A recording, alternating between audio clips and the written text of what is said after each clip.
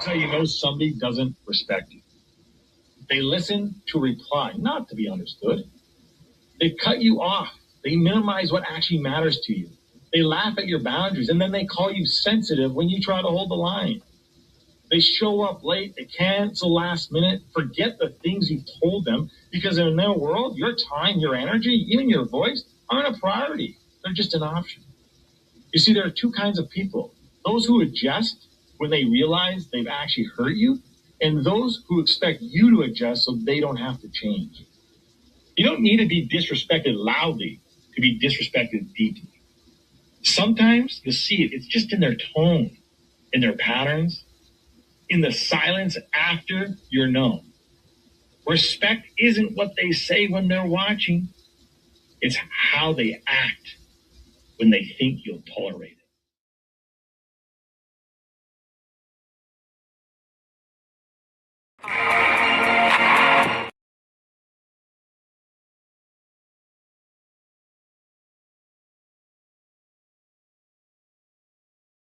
Own attitude towards the possibilities of peace, towards the Soviet Union, towards the course of the Cold War. Art muscle. It was a way of making me feel that they were a part of me. You see it on the bridge. Wait, how they get it? If the government had to change the screw in the bridge, they had to shut it down. They got state troopers out there. They got lanes closed. They got their strange machines. How did they get up there? Ladies and gentlemen, good evening. Peace, blessings, glory, grace, and honor to the Most High. You know what today is. Do me a solid. Get your thinking caps on. Get comfortable. Relax a little bit. I got City in the studio. I will be turning the mic and the screen over to her. So give her a warm welcome. Like, share, repost. Let the people know that we are on. And have a good time. Bid you all adieu until later.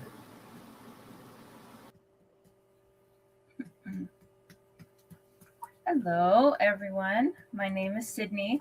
Don't mind me and this little guy. I'm hoping he'll fall asleep through the stream and he won't disturb our discussion today. Even though it looks like now I'm talking, he's like, oh, I'm gonna wake up. Anyway, I am here to talk about overconsumption and how it affects people, how it affects us, and how it affects our society as well as our environment. First, I wanted to define overconsumption. Overconsumption is, as it sounds, I'm trying to think of it without saying the word consumption, but you're basically taking in and using more than you could possibly ever use and more than you need. And this can apply to anything. Or it can apply to most things, I should say. Obviously, one of the most commonly associated forms of overconsumption are physical objects, which can include toys, collectibles, clothing, bags, shoes, products, you name it. It also applies to food, intoxicants like drugs, alcohol, and sugar. Yes, I am categorizing sugar as an intoxicant because of how it affects our bodies. You get the same addiction response to sugar that you do with alcohol and drugs. It's just not as strong as some of the others. You can also overconsume high dopamine activities, overindulging in sports, dancing, clubbing, illegal behaviors, anything that really gives you a rush. Those can also be overconsumed. Also, socialization and like social media, those realms as well have the capacity to be overconsumed. Before I really get into this, I wanted to mention I'm going to be formatting this slightly different than usual. Usually I end with a poem, but I'm actually going to integrate a few poems into this because I feel like they demonstrate the topics that we're talking about in different facets. So I wanted to include a couple different poems throughout. So expect that to be coming. So overconsumption is, it may not seem like a problem, especially if you love shopping or like you make that a hobby and you're using that particular thing to uplift yourself, or it's just a habit you have. But overconsumption really has an effect on our psychology. It affects our behavior. It affects how we feel, interact with each other. It affects a wide variety of things that are important to us. So, I'm sorry, it is really hot outside, and we just got back from the pool, so my throat's really dry, and I don't want to go down and get water right now. But anyway, you'll have to ignore me clearing my throat all the time. So, yeah, overconsumption is a very prevalent problem right now. There's a lot of people that are addicted to one form of dopamine release or another, whether it's food, texting, social media, whatever activities they like to do. And it's become very easy to overindulge because of the society that we live in right now. Back in like 1800s, early 1900s, it took a lot of money, time, resources to produce things. But it was also a lot cheaper back then. So people were able to produce these things for if you compare the two generations monetarily, it was cheaper to produce goods back then, even though it wasn't as potentially high quality as it is today. Though you could argue like handmade stuff is probably higher quality, but I won't get into that. The difference between now and then is then it took longer to make things. It was harder to make things, harder to get the resources to make things, and also the distribution of whatever the things were. But today we have technology that enables things to be made and show up at houses within days. It doesn't, we mass produce things now where we make cheap goods at high quantities. We also have the capacity to ship things across the country in only a few days. We have the capacity to make thousands of items within a day or two. So we're able to create a great amount of stuff that people can buy. And access to technology goes hand in hand with this with the technological advances, because obviously as we got better at machinery, we also got better with our technology streamlining and access and all that fun stuff. So we now have a system where at our fingertips, we could buy whatever we want, whatever we could need. We could buy it from any country that we want. We're not going to be limited by amount of stuff that we can have. There were time periods where people had to ration, where we had environmental things affecting food, and there was nowhere else that produced it. So we have very improved access compared to what our ancestors saw even decades ago. Like 40 years ago, it was a completely different system. Another thing that affects this is social media. Not just because social media is yet another platform that we're always exposed to, for the most part, that sells goods to people, but you also have subtle salesmanship all over the internet. YouTube, Facebook, Instagram, you name it, ads just on websites, on mobile games, on actual video game. Like there's even people that have advertising a TV on their fridge. Like we are in a society where we're bombarded by more ads, more please buy my stuff than ever before in history. Back then you'd only get like the vendor that went from door to door, or if you went to like a street thing or a specific shop. But now literally anywhere you can find advertisements to buy stuff. And a lot of it is covert too.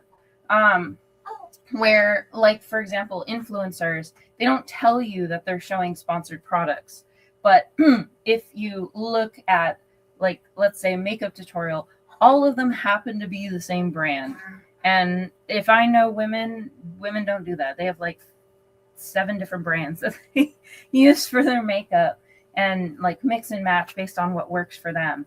And so we have all of these sponsored posts as well that are not obvious they're selling.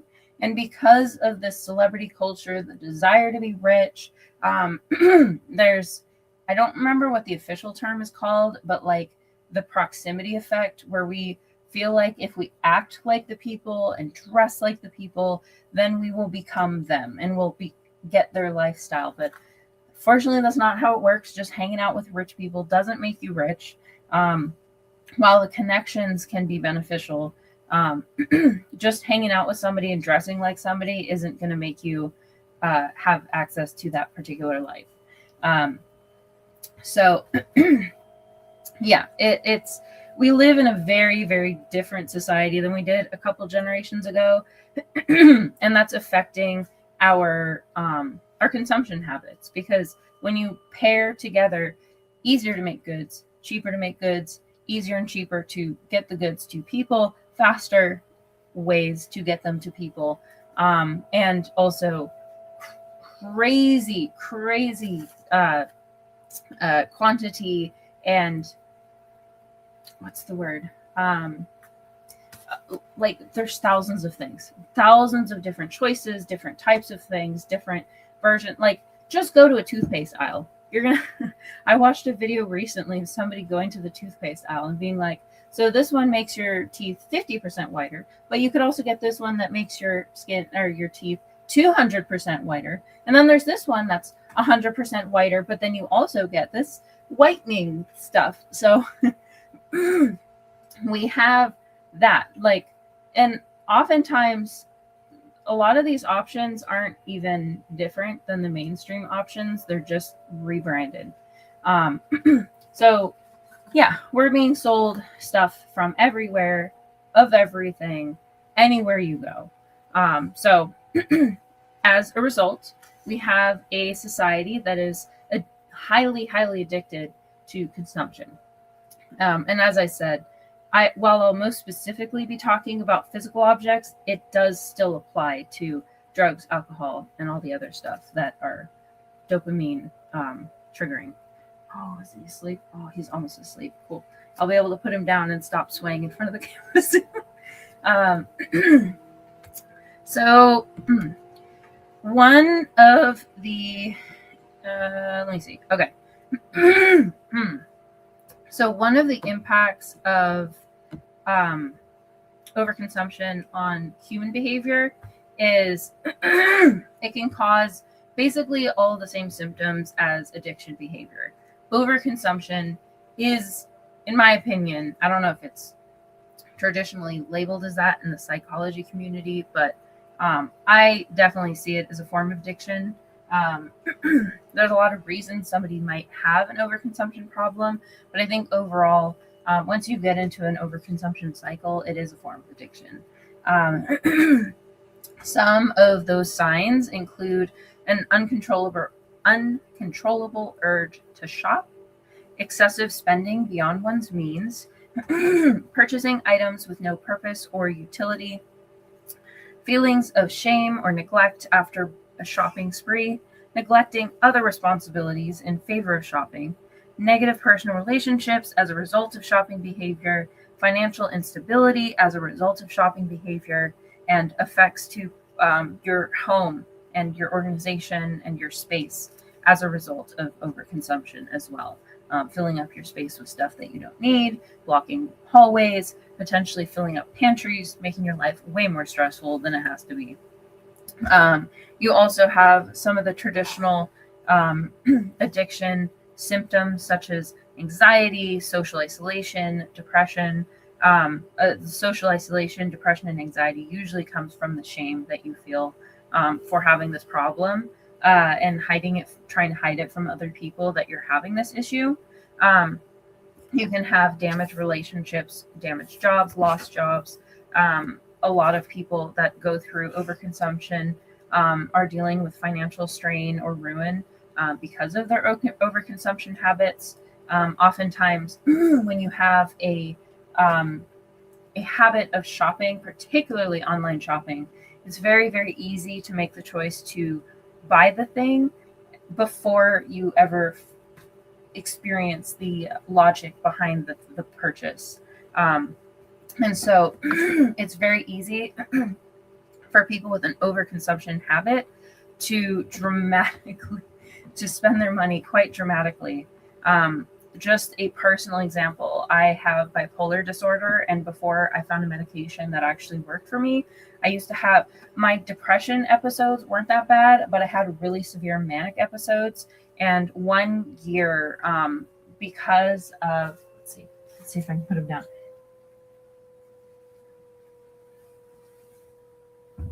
Oh, yes, success.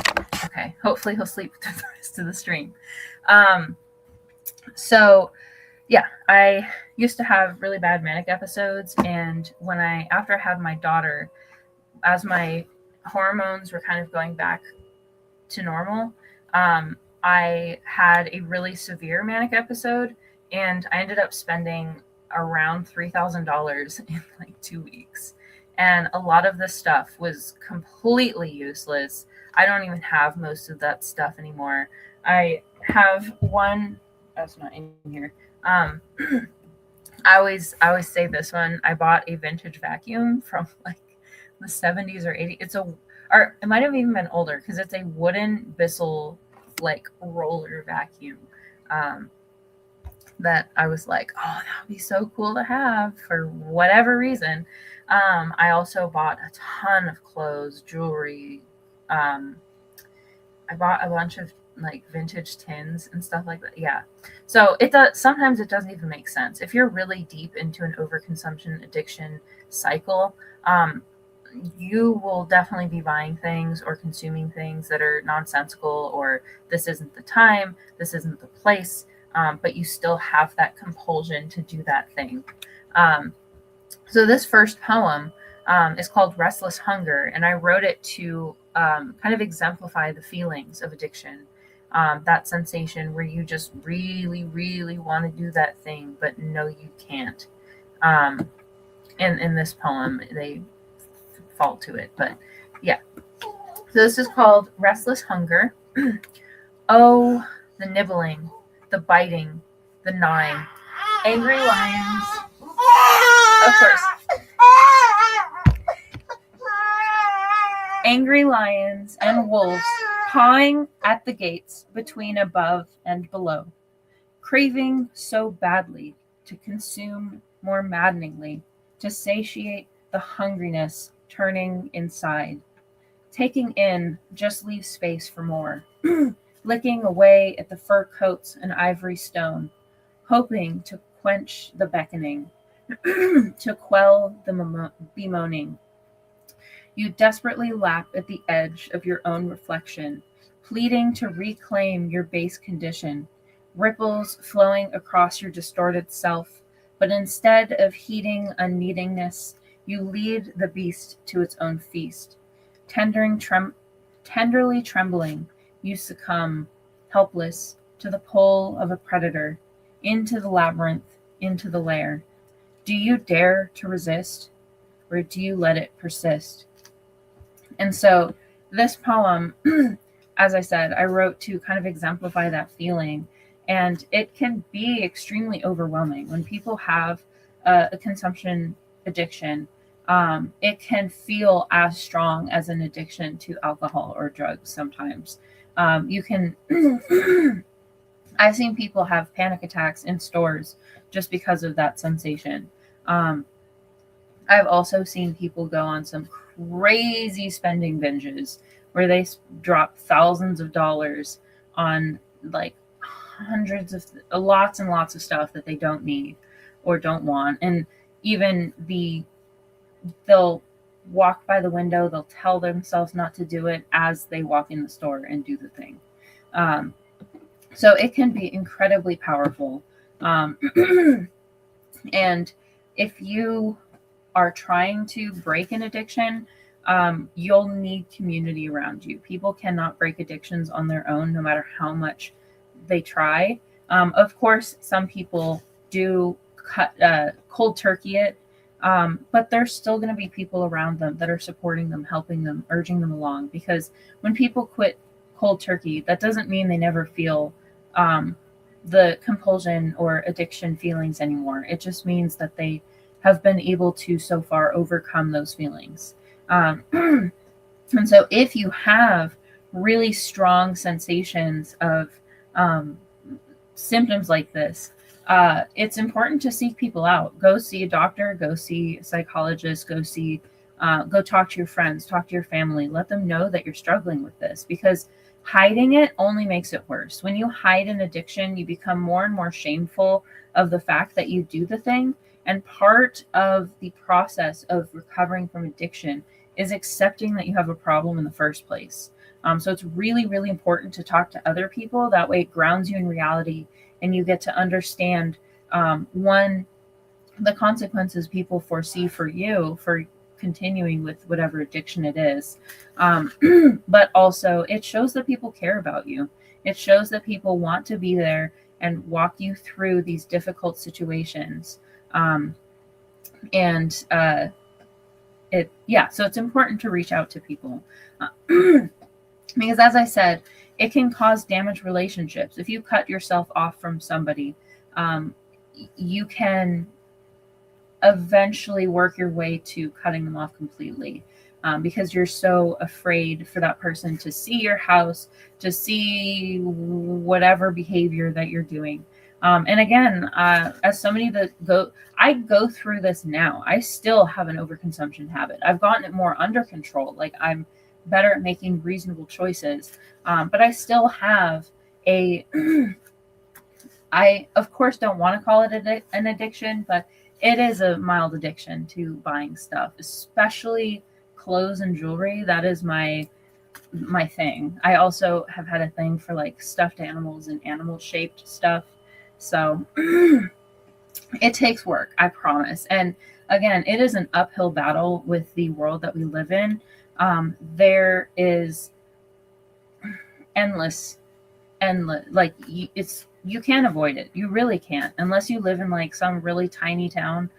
There's really no way to, and even then you still have the internet most likely. So it's a very, very difficult challenge to overcome sometimes, but it is worth it because it improves your life. It improves your space. It improves your ability to be a good worker and friend, family member, parent. Because when we indulge in these habits, especially when they affect our emotions and affect our time usage, it can really snowball and impact everyone around us. So it's really, really important to rein in those issues and find somebody there. This kind of rolls into the next poem that I wrote called Presence. And this one I wrote it like blanket to my friends. It wasn't one friend specifically, but I wrote it to my friends because I have a terrible habit of disappearing. I like, not permanently, but I'll like drop off for a while because I'll be in my head or whatever. But I also don't invite my friends over very often because I have too much stuff right now. And so it's hard for me to keep my house clean. And it's embarrassing. I don't want people in my house to see that. And I know that people live that way. Like, I'm not the only person on the planet with a messy house. And it's definitely not like something you'd see on Hoarders Buried Alive on TV.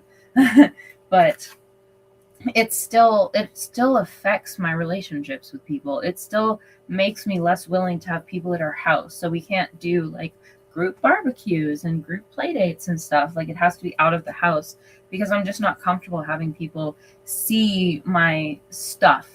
And that is a real consequence of having that overconsumption problem.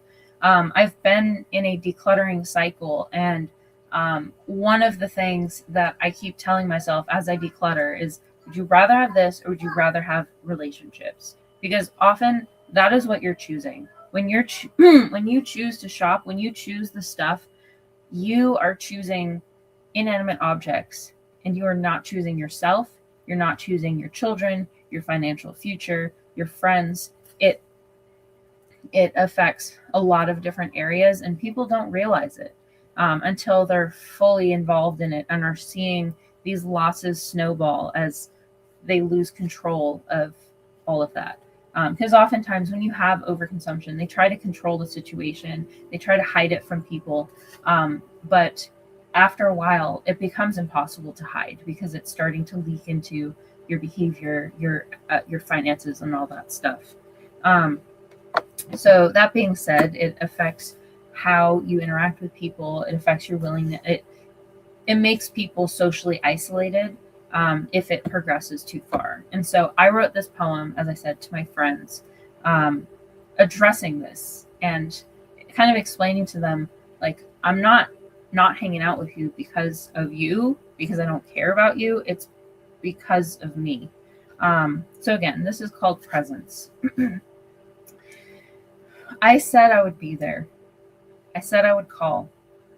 I promise you, this time I will. After I finish grocery shopping, after I finish the dishes, after I finish the laundry, after I finish tidying up, after I finish paying these bills, after I finish mending, after I finish these projects I have collected in preparation for someday. I said I would be there. I said I would visit you. I promise you, this time I will. I just have to finish fixing the sink, fixing the floors, fixing the roof, fixing the car, fixing myself.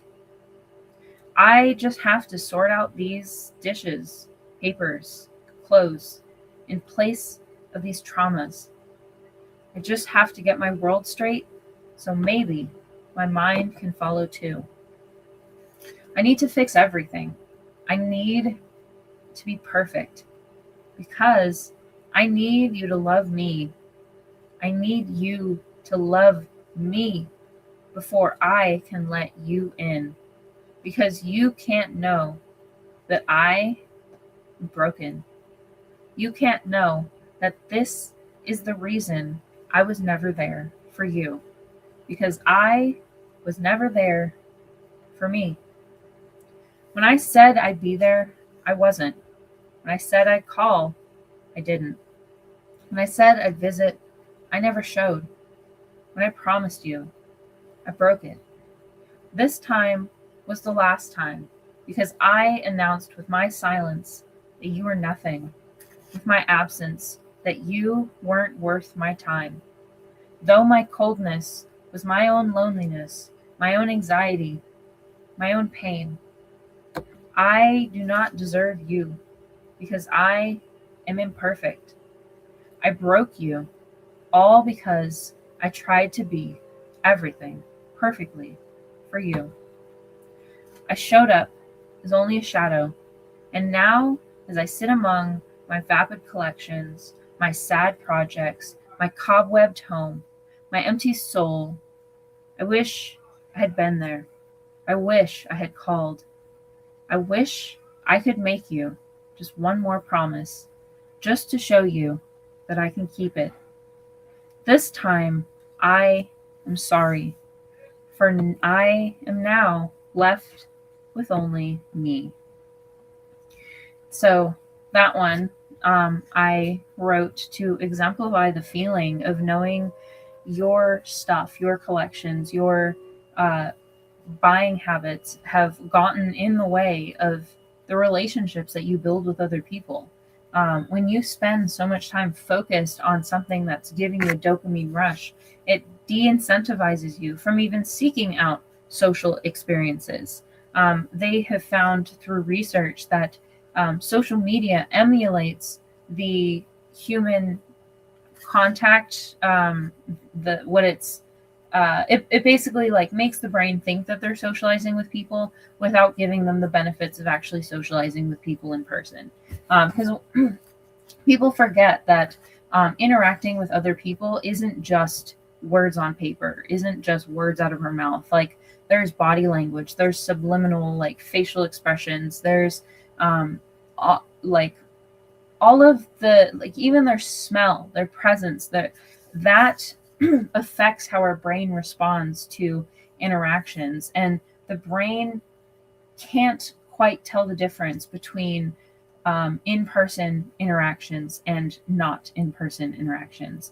And the reason why this is problematic is because you drain your social battery on things that don't actually benefit you socially.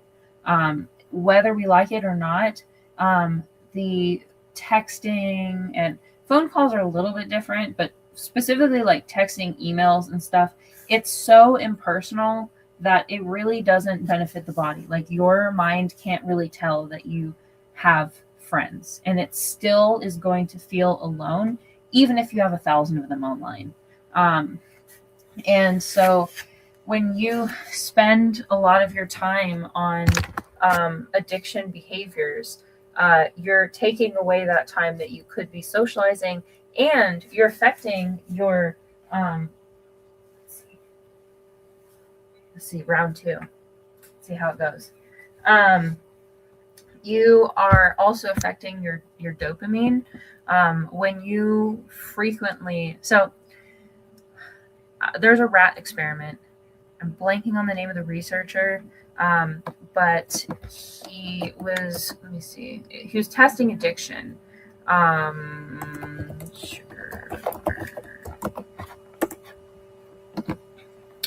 It was.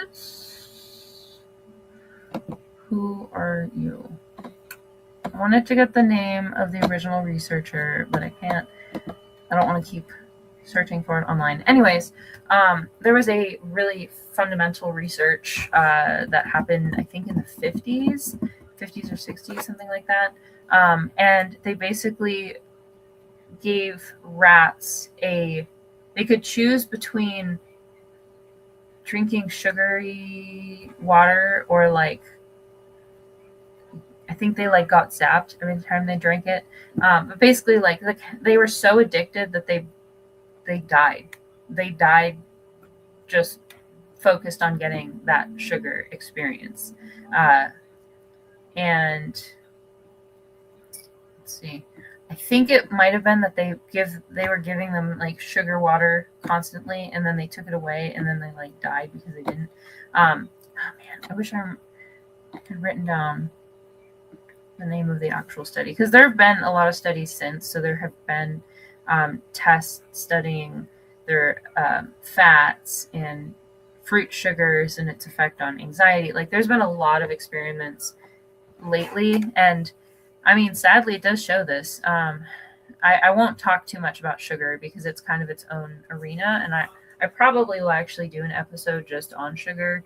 But yeah, they've tested rats with fats and sugars and all sorts of other stuff. But they basically found that sugar is so addictive. It's almost up there with like cocaine and stuff like that. So yeah, it's a really strong. It has a strong impact on our brain. And as I was kind of saying earlier, it gives us a hit of dopamine, and this hit of dopamine is what our brain finds addicting. That's why anything that induced dopamine, whether it be shopping, food, or whatever, can all be addicting, because your brain wants the pleasure. Your brain associates pleasure with survival and pain with not survival. So when we are engaging in dopamine activities all day long, you're on social media, you're consuming sugar, you are maybe going on a run, maybe you're buying a purse or some shoes or whatever, and then you're talking to your friends, and then you get a coffee. All of these things affect your dopamine. And as you kind of hype up the amount of dopamine that you consume every day, your body becomes less and less receptive to it. Same thing. It's literally the reason why addiction becomes less effective over time. Like you have to use more and more to get the same effect, because your body has gotten used to that amount of dopamine and it doesn't have the same effect anymore. And this is why it is so hard for people to break addictions. Like once you kind of create that neural pathway, it's really, really hard to break that pathway. And so even years down the line, people can relapse, and people will relapse multiple times over and over again, because of the body's need for dopamine. Back in the old days when we were all in trees, dopamine let animals know that like this fruit is safe, this activity is safe, you're interacting with your animal peers, which also is pleasurable because being an outcast was highly stressful, and so when you were feeling included in the group, you felt safe, and so you get dopamine from that. So it's deeply ingrained. It's a biological response, and so that's why it's so hard to break addiction, because it is a human response to stimuli in general, and we're not going to be able to get that to stop. And so we ourselves have to make the conscious choice to stop allowing that dopamine signal to decide what behavior we do next.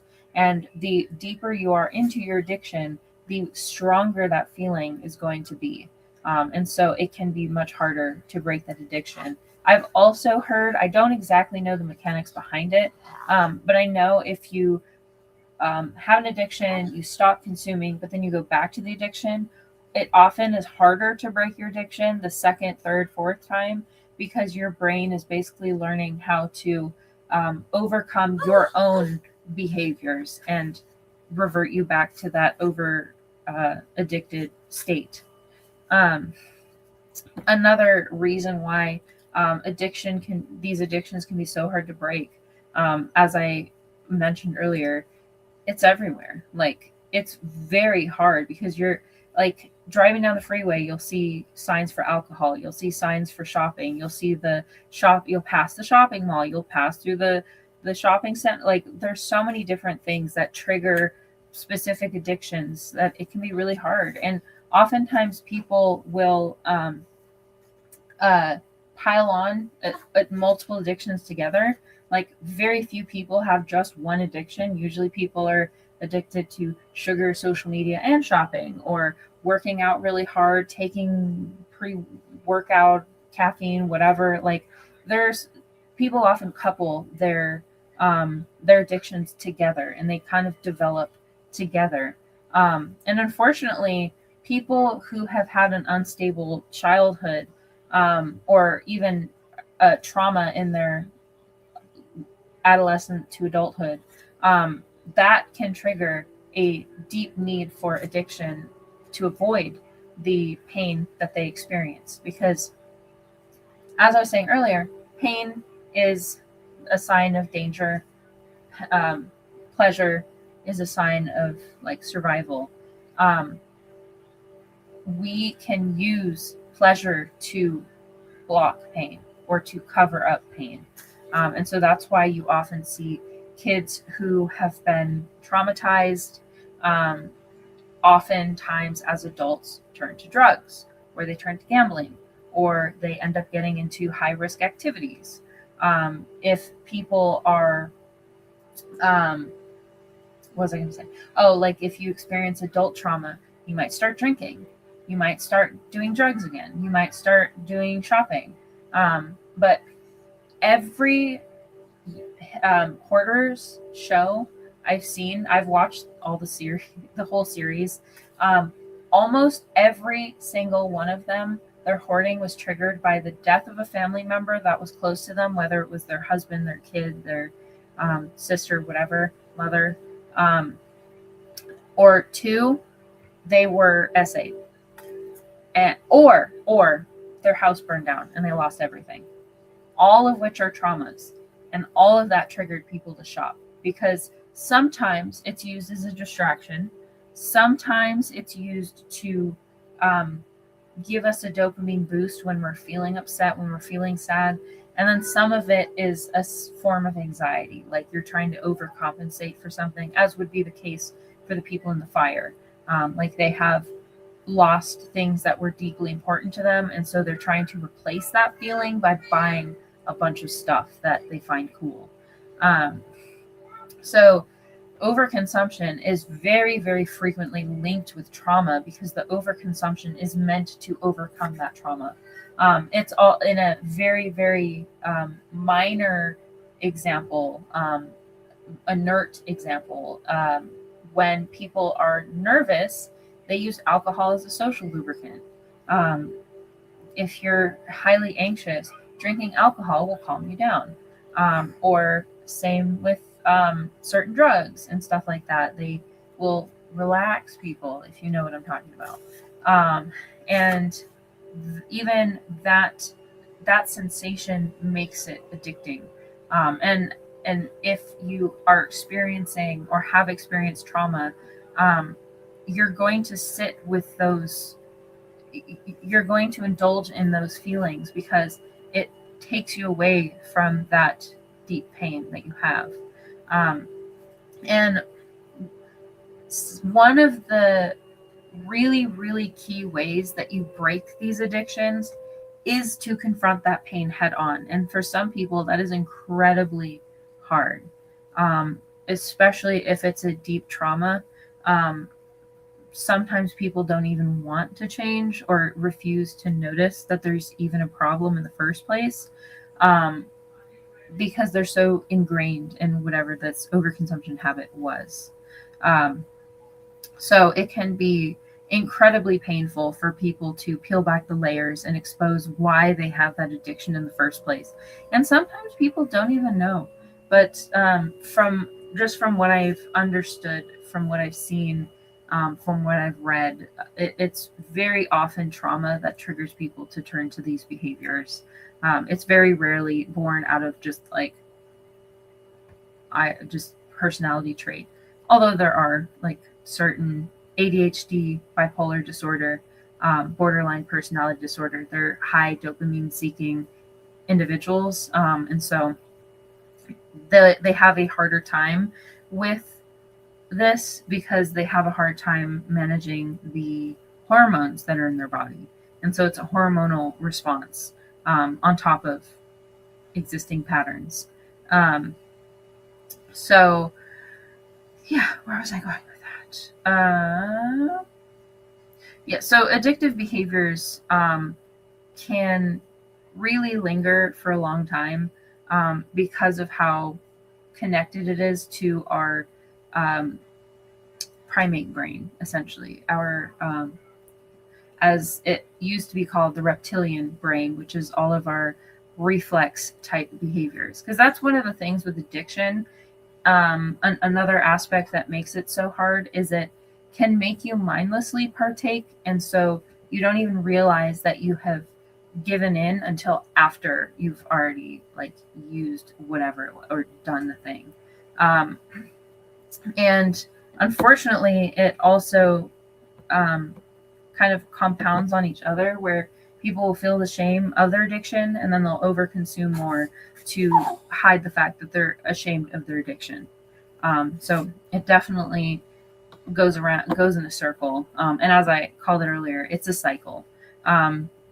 Even with not recently, but one of the things that I've found as well is decluttering itself can become an addiction, where people get addicted to the dopamine rush of clearing out a space, and then they immediately fill it back up with stuff because then they get a second dopamine hit from buying the stuff. And then another dopamine hit when they get rid of it. So using, so even getting rid of the stuff can serve as its own form of addiction. And yeah, so things that you wouldn't normally think of can also manifest as an addiction. Let me see. No. There is.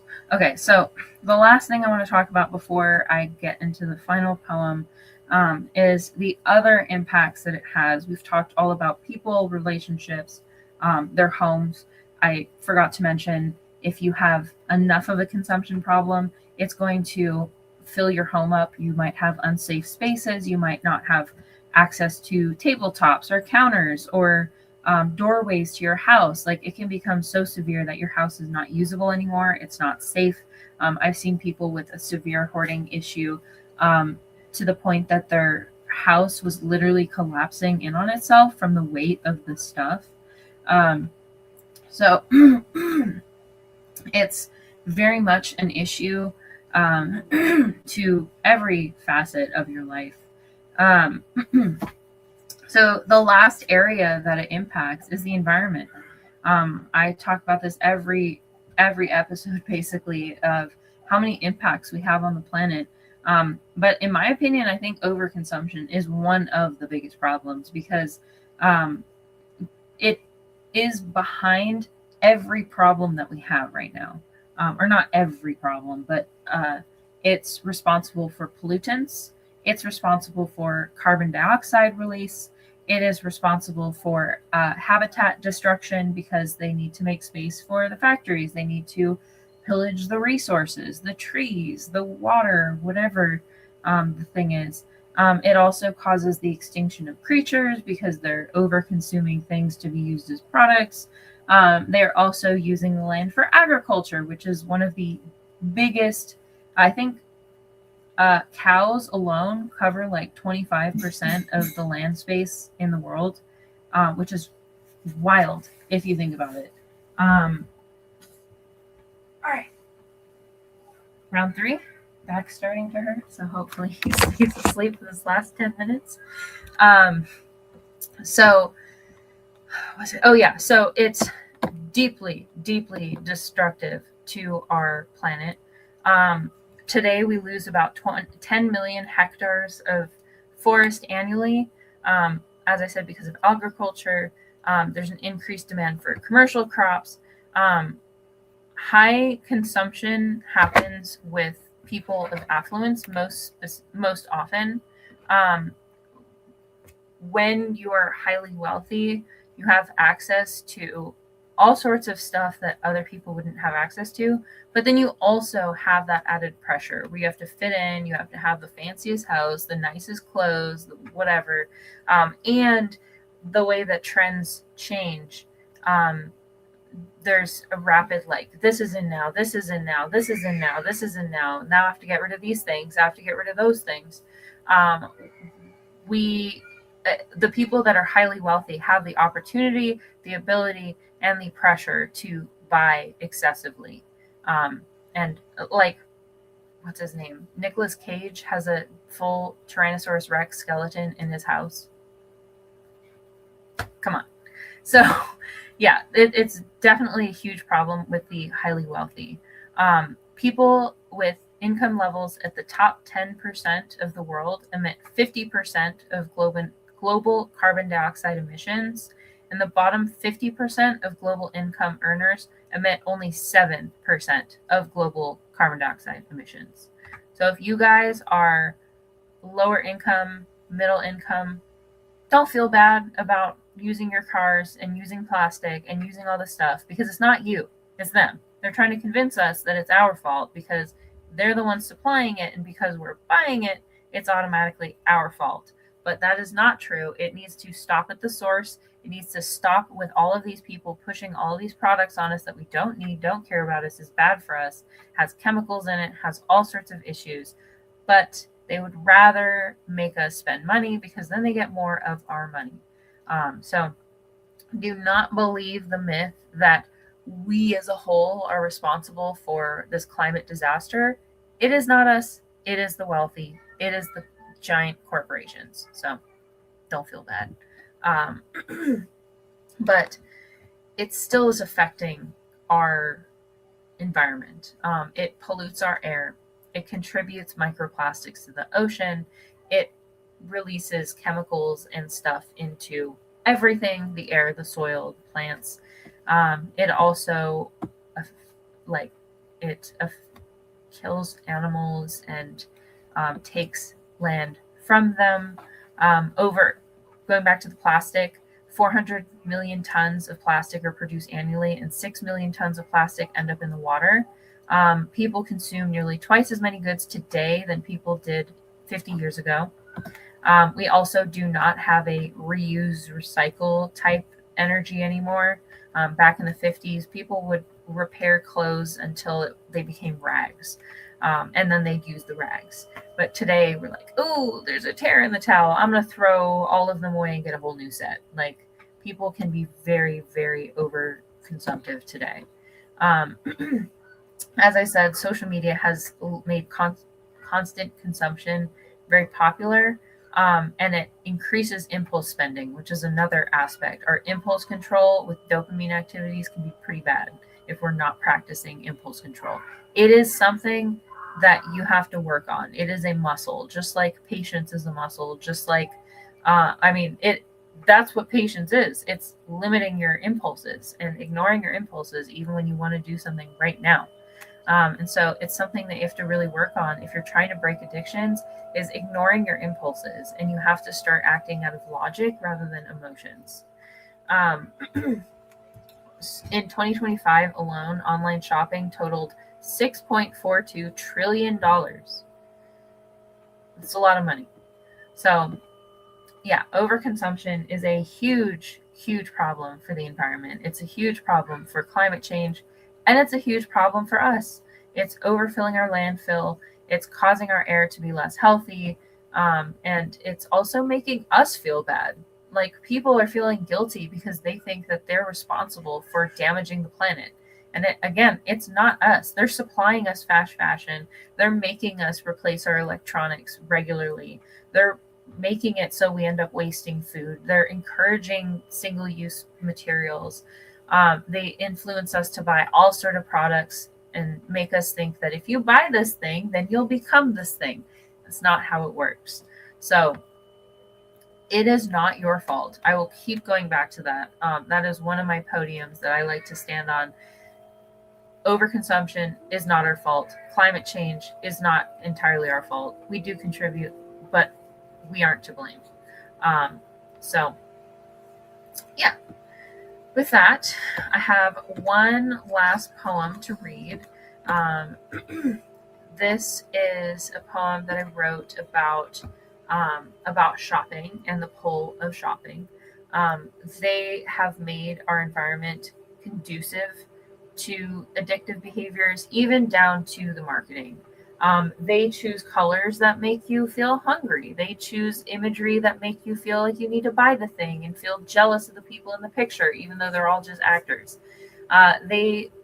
There's so much psychology that goes behind websites and online shopping places and stuff to make you buy things. The 4 payments option, or the Klarna and all these no credit hit type lending places, and also all of the ads and all of the statements that are made, all of the celebrities they recruit, all of this is to make you shop, is to trigger the unconscious inside you and make you make decisions that you wouldn't ordinarily make if you were thinking clearly. So again, even shopping problems are not your fault, because they purposely manufacture the environment around us to make it easier for us to shop. One-click shopping, you save your payment method. It remembers you from last time. It saves your cart from last time. It offers you discounts when you have something sitting in your cart. So many different methods. So because of how much of an impact it has, I wanted to write this. I wrote this piece on the feeling of online shopping and the impact that it has, and the effect that it has kind of on society. And you'll hear it. It kind of covers the whole gamut. So this one is called Shopaholic.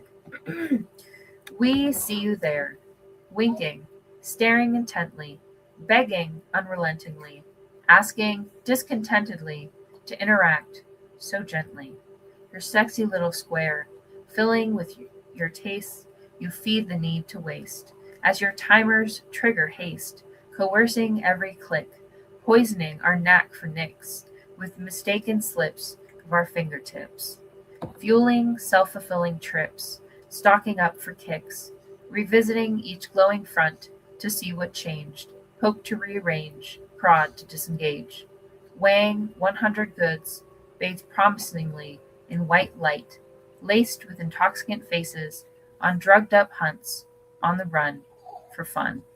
We let ourselves get pulled in, to the screen, to the sin, to renew ourselves, to arrest our lech, to buy afresh. Eyes glued, painful pupils stitched like tacky spider webs. We stick to purposeful glitches. We stay connected, addicted to devils and demons demure, tight and secure, pupils dilated, mind obscured. We stay indebted, we stay embedded in a life of belonging, in a life of faux longing, in in a character flaw feature show. Unspoken theologies, private insecurities, highlighted peculiarities, passion-baked activities, when you replace veins of your truth with idols of youth, with vices and roots, with fables from fruits, tables of ruthless pirates ruling the roost. You sell yourself, you buy for wealth, you buy your mind, false pride, love lies, more weight on your thighs. Your lot is your load, free your abode. Fund not your enemies with your space. Instead, you must place your trust in grace. It's time that you leave the race.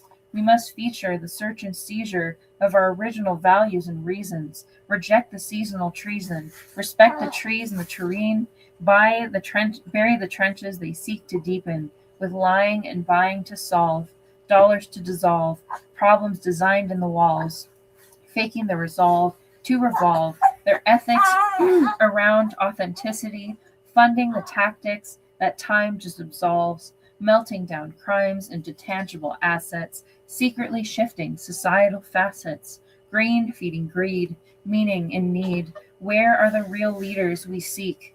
Instead, we are left aimlessly seeking esteem in the fumbling lights of dystopia's gleam, laurel wreaths atop graves of the YOLO elites, leeching their preachings beyond graves onto screens, stealing our own ownership ways through our own acquisition, through our own deep inhibition, through our antique disposition, the urge for collection, to show off, for connection. Humans will yearn for recollection. Humans will yearn for need, for possession. You must release yourself from obsession. Accept the need to fit in without the credit hit ping. For capitalists and their tricks will tempt you until you end this mortal trip. So that was again to talk about the ins and outs of online shopping and how society is fed to us through our wallets. And again, the parts that I want to really leave you with ingrained in your head. One, it's not your fault. It's never your fault. It's the society that was built around us, though you do have to take responsibility for your choices, for your actions. Because even though the world is set up against you, you're still the one that has to make the decisions within it. And lastly, if you have an addiction, if you struggle with overconsumption, reach out to people, reach out to psychologists. Don't be ashamed it's much better to get help when it's still manageable than to wait until you're about to lose your house or you're about to lose your job or you're living on the streets. So make sure that you don't isolate yourself. If you are dealing with overconsumption problems, it is much easier to do this with a friend than it is to do it by yourself. You can have somebody to check in with, an accountability buddy, so you both are limiting your access to social media and stuff like that, or whatever your addiction is. And they can also walk you through, give you advice. Yeah, there's a lot of reasons why you want to include people in your journey. And so I highly, highly recommend opening yourself up, allowing yourself to be vulnerable so other people can step in and help you, be there for you, offer support, offer strength. So keep that in mind, that you are not alone. I honestly would go as far as saying pretty much everybody has an addiction problem of some kind. Whether some are more beneficial than others, like you can have an addiction to reading or to vegetables, but usually it's the ones that are not as safe that are the ones that we focus heavily on. So an addiction to vegetables and reading is pretty good. So but yeah, I really hope that this was educational and helpful. I also hoped that this quelled any anxieties for people that might be dealing with this, because I really want to hone in that this is something that a lot of people deal with, and it's very hard for people to cope with the idea of having an addiction, all the consequences that come with it. And so it's important to get this information out there, get it normalized, so that way people feel more comfortable coming forward and getting help for a very common condition. So with that, somebody is hungry, I think. So I hope you enjoyed the poem. I hope you enjoyed the information and learned something new. I will be back on Friday, or I will see you guys next Wednesday for my next episode. Thank you guys for watching. Have a good night.